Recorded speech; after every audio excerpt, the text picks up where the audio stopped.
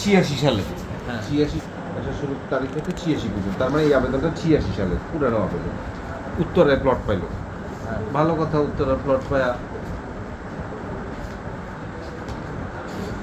এই যে ডিএটি তখন আবেদন করলো, উত্তরায় প্লট পেল।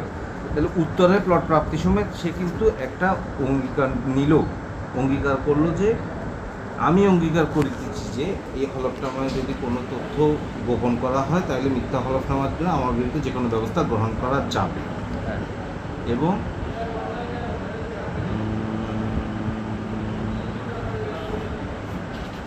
এটা মহিউদ্দিন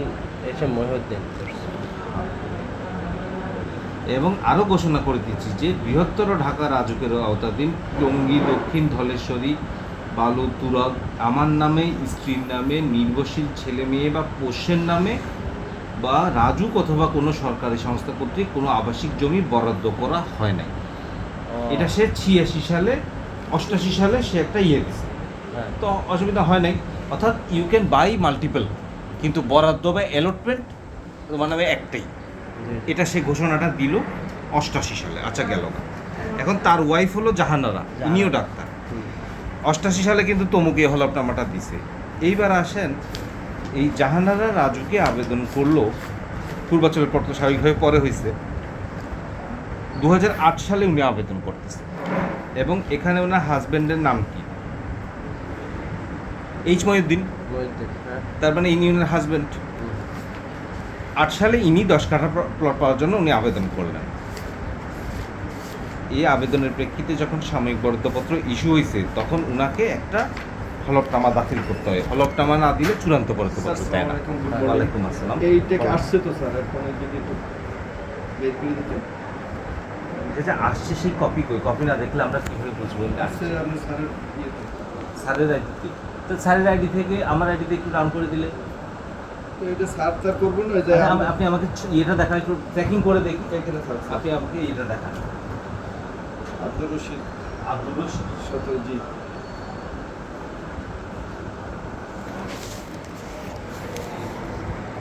তাহলে ভাই চূড়ান্ত বরাদ্দপত্র দেয় না। হলফনামে উনি ঘোষণা করলেন যে আমি ডাক্তার জাহানারা আমার নিজ নামে বা আমার পরিবার বা পোষ্যগণের নামে ডিআইটিতে বা রাজুকে বা অন্য কোনো সরকারি আধা সরকারি সংস্থা অর্থাৎ নগর উন্নয়ন সংস্থা, এই যে এনএইচএ বা অন্যান্য কোনো সংস্থায় কোনো বরাদ্দ বা লিজ প্রদান করা হয়নি।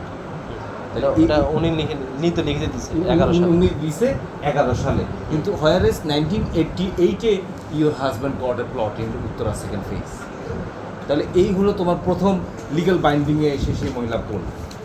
তারপর এখন তো ডিভোর্স তাদের ডিভোর্সটা হয়েছে কত সালে? এটা দেখার বিষয় এখন। দেখার বিষয় আছে যদি না? 11 সালের আগে হয়,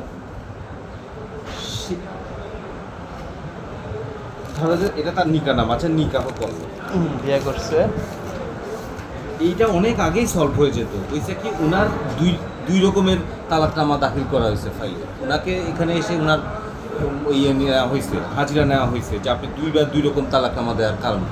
উনি বলছে আমরা এটা যেটা দিচ্ছি এটাই আমার তালাকনামা, এর আগে কে বা কারা আমার নামে দিচ্ছে আমি জানি না। এটা বলছে। এগুলো সব কাগজ আছে, আসলে তালাকনামা। উনি তো তাহলে জামালা বাজাচ্ছে নিজে। হ্যাঁ, তালাকে তফরিজনামা। তাইলে এই তালাকনামাটা বলতেছে 11 সালে, ভলিউমের পৃষ্ঠা নাম্বারটা 11 সালে, কিন্তু তালাকনামাটা হয়েছে কত সালে?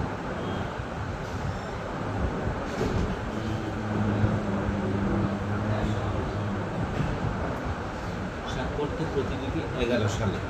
আচ্ছা আচ্ছা, বলা হচ্ছে তালাকের তফরিজের তারিখ 10 সালে, 22/12/10।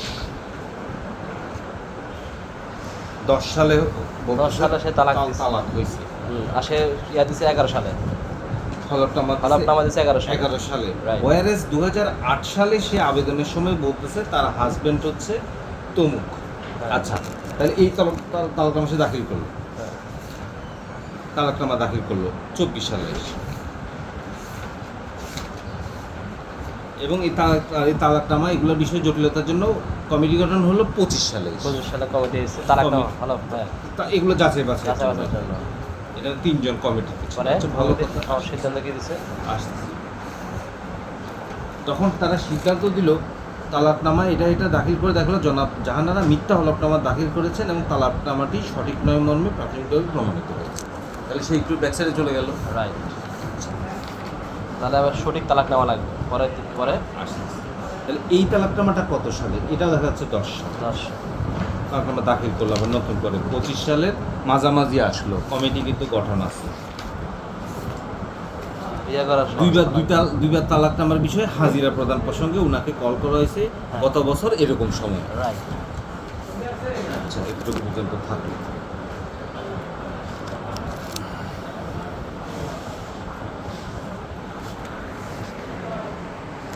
আচ্ছা, এটা বাংলা তারিখ। আপনি ইকবাল ভাইকে, আমাদের এই প্রফেসর ইকবালকে ডাক দিয়ে বললে তথ্য বিভূতির একটা স্মারক হয়েছে পরে প্রফেসর ইকবালকে এটা দেখালেই সেটা পাবে। কি সুন্দর করে হবে তাহলে। প্রফেসর ইকবাল বলতে সে ওর বেশি বুঝে বেশি। বুঝে গেছে। ধরেন আপনার কাছে আপনি সই দিবেন, সেই সাথে আপনার কাম দিবে স্যার এখানে এই সমস্যা থেকে এই সমস্যা পাবেন না, নিয়ে ফাইনটা নিয়ে মজা করে তাদের যে একটা সার্কেল আছে ওই সার্কেলের নাম থেকে প্রফেসর। আচ্ছা আচ্ছা, প্লিজ প্লিজ। আমি সেন্ড করে রাখছি তাদের কাছে। বাজারে ওরা বিগ পার্টি সব সামনে থাকবে বলবো না। পরে উনার কাছ থেকে এই হাজিরা নিছে, এই ম্যাডাম আছে খাচ্চর টাইপের, এরকম হাজিরা নিছে। পূর্বের তালাকনামাটি আপনি স্বাক্ষর করেছেন? হ্যাঁ। আপনি দাখিল করেছেন? হ্যাঁ। দুইবার দুই রকম তালাকনামা করেছেন কেন? আগরটা ভুল ছিল। কি ভুল ছিল? তারিখ ভুল ছিল। তারিখ তো দুটাতেই একই। আমি কিচ্ছু জানি না, আমার ভাইরা জানে। আপনার ঠিকানা কি? কোথায় থাকেন? মগবাজার, বাইরের বাসা থেকে এসেছে। স্বামীর ঠিকানা DOHS। ডিভোর্স হয় কত সালে? 11 সালে। এখানে কিন্তু সেই হিসাবে বলতে হবে তার ডিভোর্স হয়েছে কত সালে। এখানে আবার 11 সালে ডিভোর্স দেখাচ্ছে। ডিভোর্স দেখাচ্ছে। আর কোনো যোগাযোগ আছে? উত্তর না, নেই। এটা আমার শাশুড়ি ছিল, কখন যেতাম। তাইলে 2025 সালে বর্তমান আবেদনেও তো স্বামীর বাড়ির ঠিকানা দিয়েছেন। 25 সালে আপনি যখন পেপার সাবমিট করতেছেন তখন স্বামীর বাড়ির ঠিকানাটা দিয়েছেন, কেন দিলেন? ভুলে দিয়েছে। আর কি মিশন রোডে ঠিকানায় কে থাকেন? আগে থাকতাম বাবার বাড়ি। এই প্লট আবেদনের সময় তো তালাক হয়নি বলছেন না। তাহলে প্লটের আবেদন, বরাদ্দপত্র বা প্লটের আবেদনের সময় আপনার তালাক হয়নি। যখন আবেদন করেছে মূল ঘটনা তো এই ঝামেলা বেজে গেছে। হ্যাঁ। আবেদন করছে যখন, তখন সে তালাক হয় না, তারপর আবেদন করছে। বলতে সে না আমি তালাক দিই না, তখন আবেদন করছে। এখন তারপর সে বলতেছে যে হলফনামায় যে লিখলেন আপনার স্বামীর নামে প্লট নেই, তার কারণে বলতেছে আমি জানতাম না যে তার প্লট আছে, সম্পর্ক আরও আগে থেকেই খারাপ ছিল। এই তার মতামত। মূল কাহিনী হচ্ছে প্লট বাঁচানোর জন্য এই জাতীয়গুলো তারা করে থাকে। সবার সাথেই সবার সব সম্পর্ক ভালো আছে, তারাও অনেক বয়স হয়ে গেছে, ছোটো নাকি। কিন্তু এই আমার এরকম আরেকটা বিচারপতি ফেল আছে, 2 বিচারপতি, তার ছেলে মেয়েরাও খুব ভালো ভালো ওয়েল এস্টাবলিশড, আর্মিতে অফিসার, নেভিতে অফিসার। এখন তার প্লট বাতিল হওয়ার জন্য কি কাজ চলতেছে? না, বলতেছে। মোদি ভাই আসেন, কিছু বলেন। পরে এই শাশুড়ির ব্যাখ্যা দিল। পরে সে আরেকটা তালাকনামা দাখিল করলো, এটাতে বলতেছে সে তার 11 সালের তালাক হয়েছে। এই তালাকগুলোর জন্য তাকে দুই ধরনের তালাকনামা করার জন্য আমার স্বাক্ষরে গেল। তাকে সে বললো যে সে দেশের বাইরে ছিল, এগুলোর জন্য তার থেকে কাগজ লিখিত। এতদিন পর্যন্ত আমি চিনেছিলাম না, আমি এগুলো 17 দায়িত্ব পাইছি হচ্ছে গত বছরের শেষের দিকে। আচ্ছা, পাইলাম। তখন উনি কিছু কাগজ দাখিল করলেন, দেশের বাইরের প্রমাণক দাখিল করলেন। এই দাখিলকৃত প্রমাণকগুলো সহ এবং তালাকের তহবিলের রেজিস্ট্রারি, এগুলো বলা আছে কিছু আগেও রিপোর্ট আসছে। সেই রিপোর্টে বলতেছে বালাম খাতে তাদের বিবাহ বিচ্ছেদ ছিন্ন হয়েছে এবং 10 সালে তাদের ছিন্ন হয়েছে। খোয়ারেছে এই মহিলা নিজে এসে কিন্তু বলে গেছে যে তার কিন্তু 11 সালে হয়েছে। মহিলা বলছে 11 সাল, কিন্তু এখানে আবার এই রেজিস্ট্রি বলতেছে তাদের 10 সাল। তা আবার 22/12/2010। ম্যাডাম তখন একটু নেগেটিভ ছিল। আর ডাক্তার জাহানারা হচ্ছে এই ইয়েটা যে অনেক পার্টিকে ধরছে, এরা 30-40 লাখ টাকা নাকি লেনদেন করছে, কি টাকা নিছে, একে দিছে ওকে দিছে, এগুলো কথা ম্যাডামের কান পর্যন্ত গেছে। ম্যাডামের তো তার মাছিয়ে গেছে, কী ব্যাপার, এই পয়সার লেনদেন করে ফেলাইলো। যারা করছে সবাইকে চাকরি থেকে আউট করবো, মহিলা একটু ক্যারা টাইপের আছে, এরকম পরে শোনা গেল কি আমাদের অফিসেরও একজন সাবেক সদস্য মহোদয় এটাতে ছিলেন এবং উনি এখন জেলে আছে।